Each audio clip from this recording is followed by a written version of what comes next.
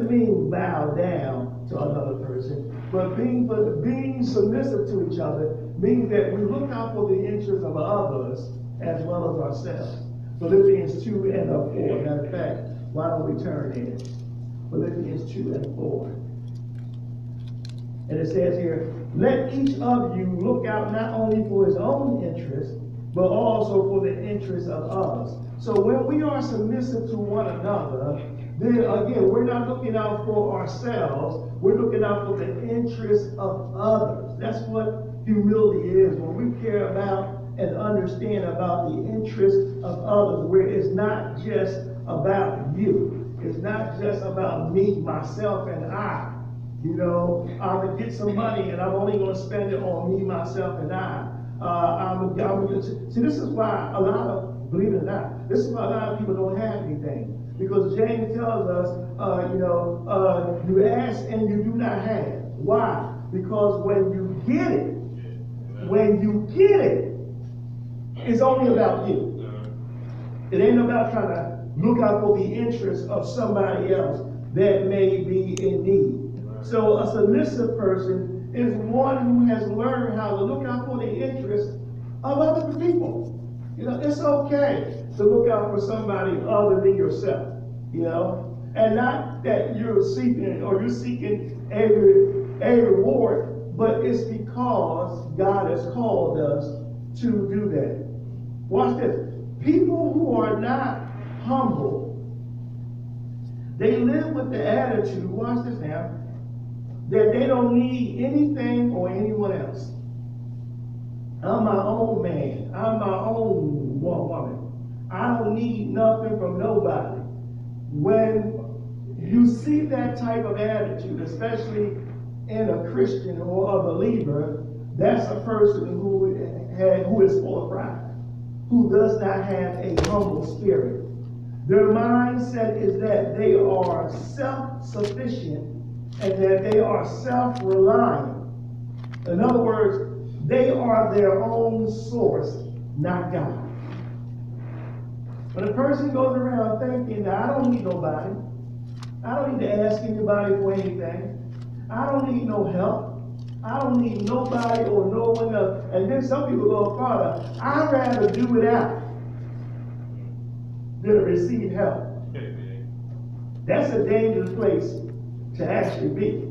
You know, that person is not humble. They are haughty. And the Bible tells us here in 1 Peter 5 that God resists the proud, but he gives grace to the humble.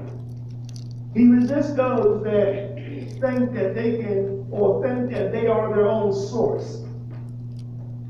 I don't need God. I can do this on my own. I got a good job. I don't need nothing from nobody. I can make it.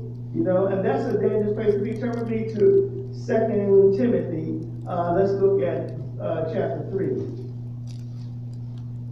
2 Timothy chapter 3. Let's go 1 through 5. But know this, that in the last days, perilous times will come. For men, look at this. This is the person who is not humble. First of all, they will be lovers of themselves. They love themselves more than anything else. Not only will that, but they will be lovers of money. Why? Because their strength, hope, and money has become a source instead of God. And guess what? They'll do anything for it. You know? They will actually sell out for it. You know? And look what he says here. Lovers of money, boasters, they become proud. And we understand in 1 Peter that God does what? He resists the proud. You know, the blasphemers, disobedient to parents, they become what? Unthankful. Why? Because everything I got, I earned, and I don't need to give thanks to anybody for anything. And in some places, that even includes God. You know, they become unholy, unloving, unforgiving, slanderers, without self-control, brutal, despisers of good, traitors, headstrong, hoarding, lovers of pleasures rather than what? Lovers of God. Here we go. Having a form of godliness, but they deny God's power.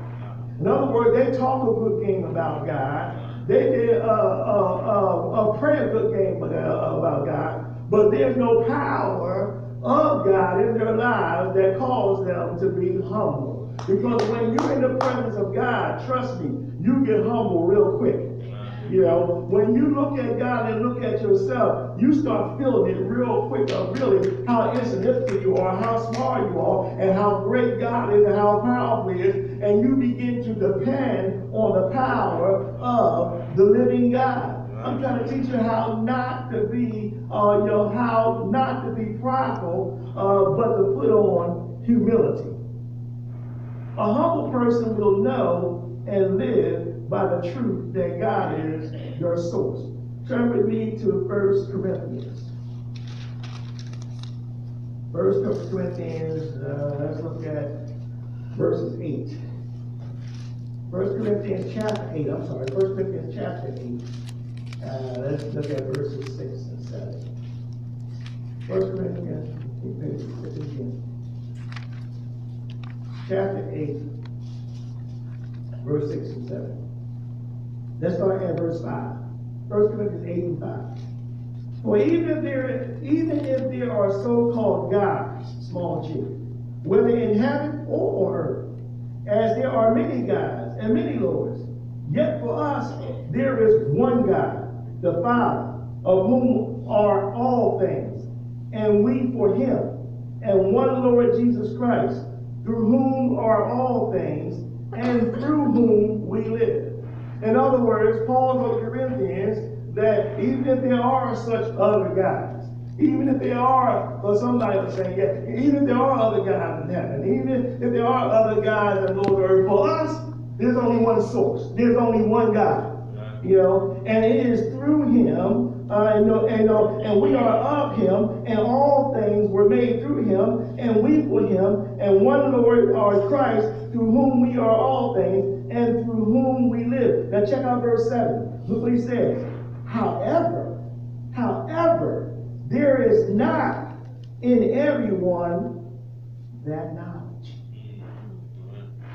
Everyone don't have the knowledge that there's one God. Everyone don't have this knowledge. A lot of people are serving many gods.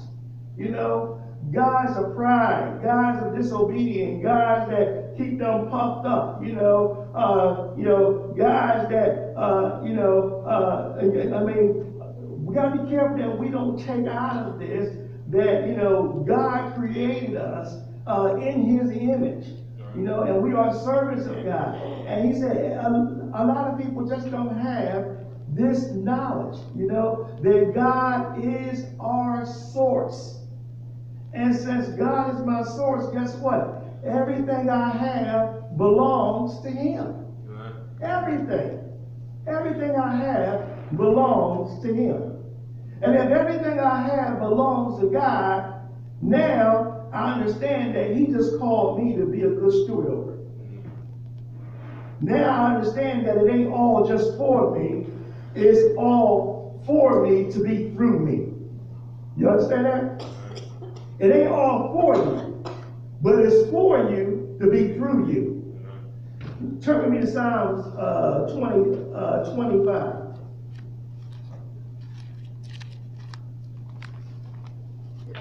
Look at 25, verse 9. Look at the grace of being humble. The humble he guides in justice, or the right way. And the humble he teaches his way. Look what he said. God says, if you're humble, I will teach you my way. So you don't have to get lost in the way. Or you don't have to get lost in a way. But why does he teach the humble his way? Because the humble are the people that say, what? I don't know. When you think you know everything, you too proud to even ask God. A lot of times, the only time we begin to ask him is when we don't have anything. Then our pride goes out the window for a little while until he gets us or something. But he's clear on this. The humble, he teaches his way. So so you don't get lost in other ways. Because there is a way that seems right unto man, but the end thereof. And so we need to understand this. A humble person will know and live by the truth that God is their source. In other words, God is my source for everything. He's my source for living. He's my source for my job. He's my source for my house. He's my source for my finances. He's my source for my relationships. He's my source for my vacation. He's my source for whatever it is. He's my source. I depend on God to make a way. I depend on God to teach me his way in everything. Humility. Humility is the key that unlocks the grace of God. Go back to 1 Peter. He says here in verse 5, but God resists the proud, but he gives grace to the humble. So you want to experience the grace of God? Become humble. Because humility is the grace that unlocks it. Who does he give grace to? The humble. Amen. Those who depend on him. Those who say, God, you are my source. Those who know that I can't make it without him. Those who know that everything I have and everything I am and everything I will be is because of God. He gives, and that word resist means God, like a football player does, he stiffs arms. He resists proud people. He keeps them at a distance. Matter of fact, the original term is that God sets himself in array. In other words, he opposes those who are proud. They're not with them, but he is against them. Those who are proud. Those who refuse to be humble. That's why it says, humble yourselves. Verse 6, under what? Under the mighty hand of God. Humble yourselves. Not only that, but the proud trust in themselves and not God. They seek their own glory and not God's glory. Pride says, what can I get out of it? Not God, how can you be glorified through it? Pride says, what is this going to benefit me? Instead of saying, God, how will this benefit your kingdom? Pride people is always, and I'm going to tell you something, God will share his glory with no man. With no man. No man. But a proud person trusts in themselves. They don't trust in God. They seek their own glory and not the glory of God. And he says it real clear here that God, he resists the proud. He opposes the proud. He set himself in array of God. So he says in verse 6, therefore, humble yourselves under the mighty hand of God. That what? He may exalt you in due time. In other words, pride exalts itself, but humility waits for God to lift you up. Humility is patient.